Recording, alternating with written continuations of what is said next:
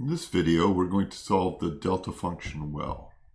We'll start with bound and scattering states and discussing the differences between classical and quantum states of this kind. Then we'll talk about real potentials, and then we'll talk about the Dirac delta function and the delta function well. So, if you have a particle with total energy E that interacts with the potential V of x, the classical and quantum states can be very different in terms of how they behave. Imagine you have an energy up here, which is E, and you have a potential that looks like this, sort of a double well. You can see that the potential in classical, which is blue, is always bound, right? This particle cannot escape beyond these two endpoints and the turning points. Similarly, a quantum particle can't escape either because the potential goes to infinity and the particle really can't get out of that well, even though it leaks into the outer areas. If you have a potential that goes to zero at negative infinity and then goes to infinity at positive infinity, you see with the classical system, you have an unbound system because the energy is above the point at which this particle can overcome the potential energy of the bump. And also in the quantum system, it's clearly also unbound. If you now look at a system where your energy is above a peak and you have an unbound system, and classically, that is, the potential goes to zero at both positive and negative infinity, and your energy is high enough, then the system is unbound in both directions. And that's the same with the quantum system. The one big difference comes like this.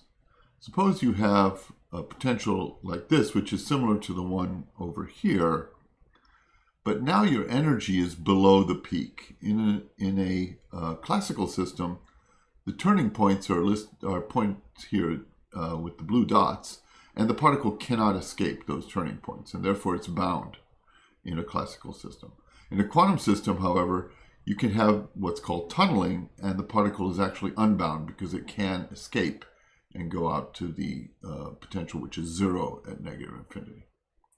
So we have to treat all these cases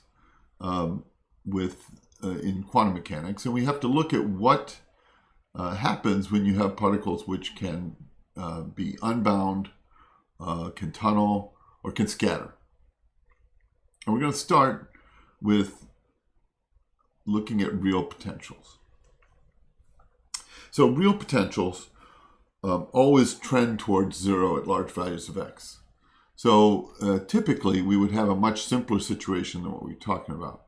So imagine you have a potential that goes to zero at infinity, and positive infinity and negative infinity. And the potential has some kind of dip in the middle, which is some kind of bound well potential. What this means is that if you have an energy that's less than zero, total energy that's less than zero, you're going to have some bound states. And in a quantum system, you'll have discrete energy levels, and you will have, as it turns out, we can show in one of the homework problems, you will have at least one state if you have any potential that goes negative. You may have more than one, but you will have at least one state.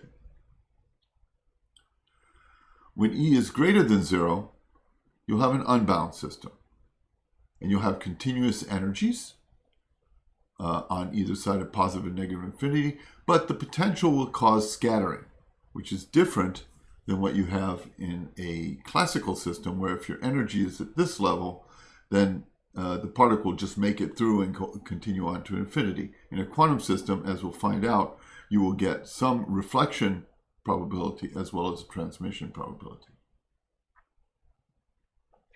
If you have a potential that's a potential bump that's bigger than zero, and your energy is below that potential bump, then you'll get a possibility of transmission and some reflection. If the energy is above this, it's still greater than 0, you will still get reflection and transmission. Unlike for a classical system, if your energy is at this point, you will only have a transmitted particle. So we're going to start by talking about the Dirac delta function because it's a simple potential to solve. It illustrates the fact that you can have always have a bound state with even a minimal potential that's negative. So a Dirac delta function is infinitely high and narrow. That is delta of x, as opposed to the Kronecker delta, which has delta sub mn, so it has indices. This is a function. And this function is 0 when x is not equal to 0, or infinity if x equals 0. The proper way of writing this often is to write it x minus a, where the delta function is infinity at x equals a, and not infinity everywhere else. In this case, delta a is simply 0. The other thing that the delta function has in terms of its properties, it has a unit area. So that if I integrate delta of x dx, I get 1, as long as the delta function is within the area of the bounds of integration. So from minus infinity to infinity, delta of x, where delta is the delta function is at 0, will give you 1. So when multiplied by a function, it picks out the function at a single value because everywhere else it's 0. So all you get out of an integral is the function at the value at which the delta function is not 0. And since it integrates to 1, it just picks out the value of the function. So the way this looks is if I have a function that looks like this, f of x times delta of x minus a, this is equivalent to saying f at a times delta of x minus a. And what it does, it turns the function into a constant. So when you integrate this, you just get the delta function integration, which is equal to 1, and you get at the end f of a.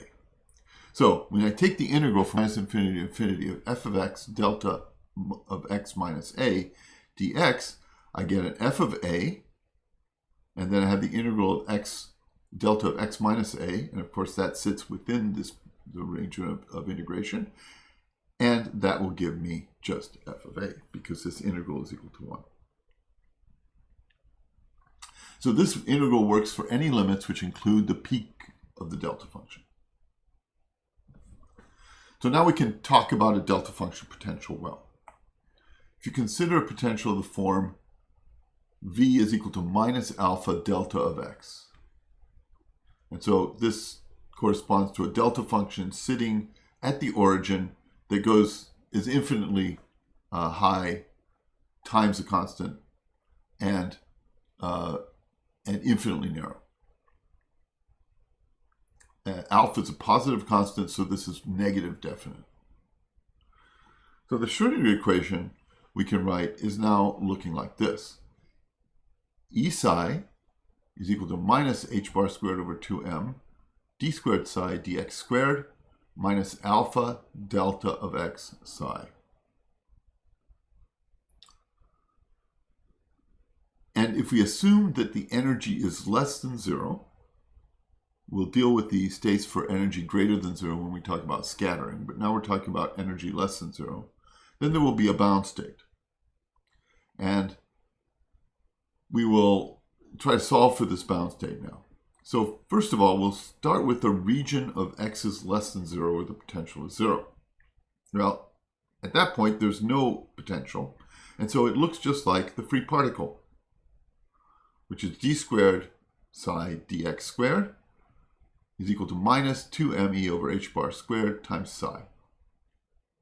And we know that that's equal to, because the energy is negative, this whole quantity is positive, and so you have kappa squared of psi times psi, where kappa is now a positive constant, and there's no minus sign here.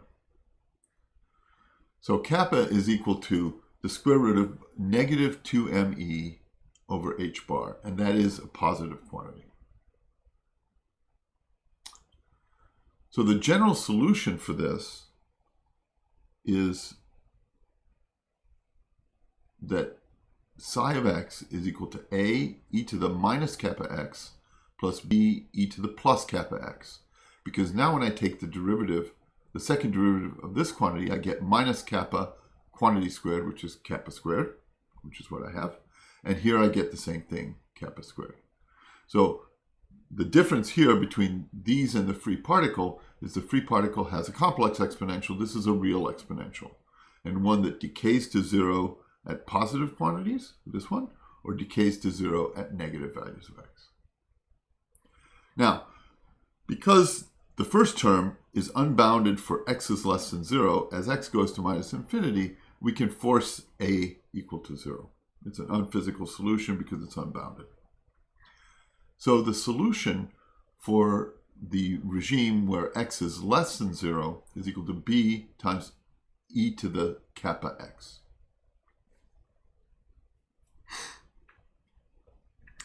In the region x greater than 0, we have the same Schrodinger equation, and the solution must have the same form. And we're going to use two different constants here.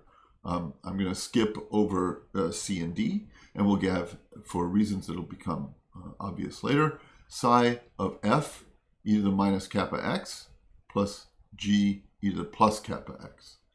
Now in this case, this one is unbounded, and so we're left only with the f term. Same reason. And so we have on the left side, we have b e to the plus kappa x. On the right side of the origin, we have f e to the minus kappa x. The wave function must be continuous at the origin, and so at x equals 0, we see that f is equal to b, and therefore the wave function that we can write for x less than 0, it's b e to the plus kappa x, and for x greater than 0, it's b e to the minus kappa x. So this is the wave function that solves the delta function potential. And that's what it looks like, right? So we have psi of x is going to be, it starts at kappa, and it drops down.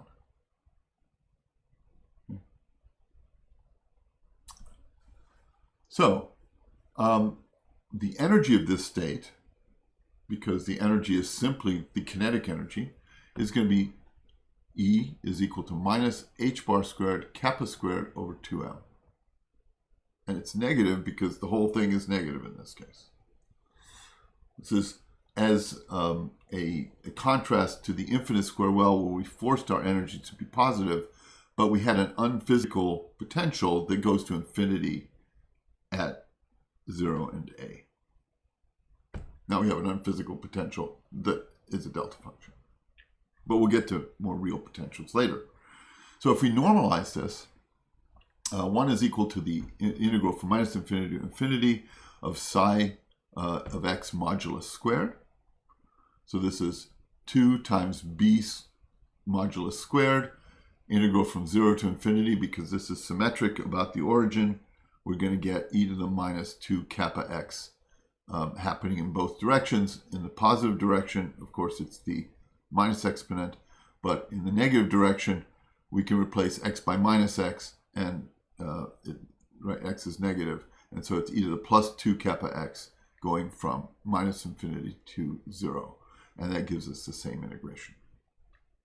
Well, I can integrate that, and I get b squared over kappa, evaluated at infinity and 0, and at infinity, of course, this term goes away, and at 0, it just becomes b squared over kappa. You get a 1. And so b is equal to the square root of kappa.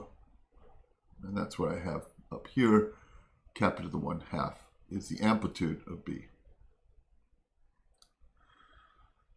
So we mentioned previously that the wave function that solves the Schrodinger equation should satisfy two conditions. The first is that psi is always continuous. But the second one is that its derivative is continuous. And this is the case except where v of x has an infinity. like the infinite square well, has an infinity at the boundaries, and the delta function has an infinity at the delta function. And clearly these are not physical potentials, and so any physical potential that the Schrodinger equation is set up to solve will always have a continuous derivative as well. So real potentials have continuous derivatives. These simple potentials do not necessarily. So, but we still have to deal with this second condition for the delta function potential, because otherwise we have no other boundary condition that we can use to calculate the details of the state. Okay, so what does this second condition tell us? Well, the energy times psi of x, this is a Schrodinger equation, is equal to minus h bar squared over 2m d squared psi of x dx squared plus v of x psi of x. That's the full Schrodinger equation. At the discontinuity, what happens? Well, let's take a look at integrate this over the discontinuity. That is from minus epsilon to plus epsilon, where epsilon is a small distance away from the origin. So I'm going to integrate this. The energy is constant, so I pull it out. So I'm integrating psi of x dx from minus epsilon to plus epsilon. On this side, I have minus h bar squared over 2m, and then I'm going to integrate the second derivative across the origin from minus epsilon to epsilon dx. And then I have the potential psi of x times v of x integrated from minus epsilon to epsilon dx. So this is basically, when you integrate this, you get the first derivative. So now this first derivative, evaluated from epsilon to minus epsilon, from minus epsilon to epsilon, times minus h bar squared over 2m, is what this integral turns out to be. So what is the value of this across a particular position, or the origin in this case? And then over here, you still have this same integral, which we'll get to in a minute. Now, if we take the limit of this integral as epsilon goes to 0, psi of x dx integrated as the limit goes to 0 gives you basically 0. So on the left side you get 0 because this goes, it's continuous, and so at the point at which epsilon and plus epsilon are very small, the value of psi of x will be equal on both those positions as you go to the limit of psi epsilon goes to 0, and consequently their difference, because that's what you get when you take that integral, goes to 0. These, however, remain the same. But this is nothing more than the difference of the derivative, right? The change in derivative across the distance, epsilon and plus epsilon. And then I have constants here, which I can bring over to the right side. So I bring this over to all these two terms over to the other side, and I get the minus sign cancels. And so I get that the difference of the derivative across the distance epsilon to minus epsilon is equal to 2m over h bar squared times the limit as epsilon goes to 0 of the integral of v of x psi of x dx evaluated at plus epsilon and minus epsilon. Now, normally this term is going to be 0. Right? Because if the potential is continuous, then the same thing applies as to the wave function. The two continuous items, the potential and multiplied times the wave function, which is also continuous, as I integrate it over that small distance when epsilon goes to 0, this will be 0 as well. And therefore, the change in the derivative will also be 0. And that means that the derivative is continuous, right? That's how you get this condition that the derivative must be continuous. However, if v of x goes to infinity in this region, then clearly you're not going to have the same a value that's 0. And so in this case, we can evaluate it for the delta function.